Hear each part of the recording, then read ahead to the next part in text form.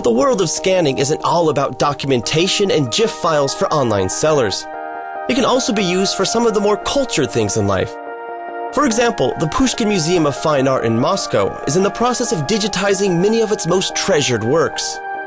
But capturing the timeless beauty of the paintings and objects that grace its walls and halls requires more than just a simple click of the camera.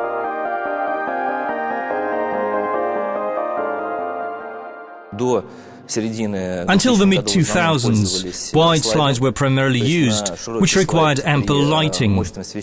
After it was all shot, these had to be further processed to improve the image. Around the mid-2000s, digital technology had finally improved to the point where it could deliver the same quality that slides offered. As far as we know, everyone's switched over to digital devices today. Of course, there is a wide range of devices here, from super professional to really basic ones, but at present, ours can produce image resolution unmatched anywhere in the world. For its digitization needs, the Pushkin Museum has turned to EPOS, a Moscow-based company specializing in super high-resolution images. They claim their e-module system is the best way to get a top-notch, completely objective representation of priceless pieces of art. While they don't have to take the paintings down from the walls, they do need to set up and calibrate the light just right. Doing so ensures the resulting image is an entirely accurate reproduction of the painting as it is in real life. But today, the resolution of even the best digital camera rarely exceeds 20 megapixels. And for many museums' purposes, that simply isn't enough. That's led EPOS to develop an entire set of technologies that allows their technicians to boost picture resolution without warping the image or losing any data through stitching software. But accomplishing this requires a bit more ingenuity than you might think. Instead of just snapping one shot of the whole painting, EPOS takes individual pictures of each section. But to avoid distorting the original, demands what's called a shift lens. At the root is a camera with the usual CCD sensor, which is what converts the incoming photons into a digital image. However, the lens itself is made to rotate around the center, funneling light and information to the stationary CCD sensor. The more separate pictures it snaps, the higher the resolution. A painting broken down into 12 sections yields a 240 megapixel picture. Such a clear image helps restore spot damage. We've come to the conclusion that different pieces of art need to be filmed using different color palettes.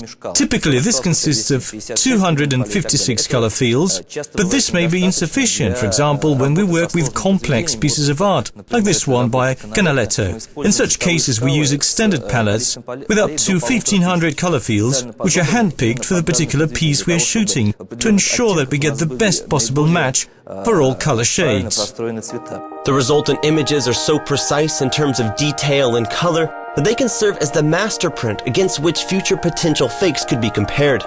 These kinds of super high-res, unbelievably accurate reproductions are the first word when it comes to archiving masterpieces and even for the creation of high-quality catalogs.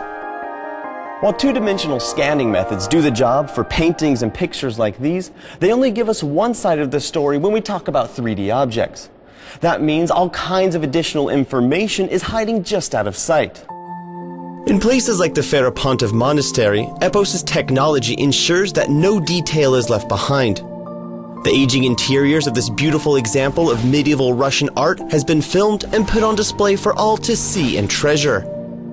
Here, EPOS still uses the same shift lens setup, but has to take additional steps to ensure light is properly and evenly cast on the segment that they're filming. The images they get are indispensable for restorers as they study and understand what exactly needs to be done to keep things like the Dionysus fresco around for future generations to enjoy. And the technology employed here even has benefits if you never make it out to the Feropontiv Monastery yourself. Thanks to EPOS's pictures, you can explore the walls that have survived centuries, and you can rest assured knowing that you're seeing the frescoes exactly as they are in real life. The color palette is identical, the lighting presents the image as it was intended, and crucially, the proper perspective of the arcs and curves are kept intact as a result of the shift lens. Therefore, you can almost feel the glare of heavenly inspiration jumping out through your screen.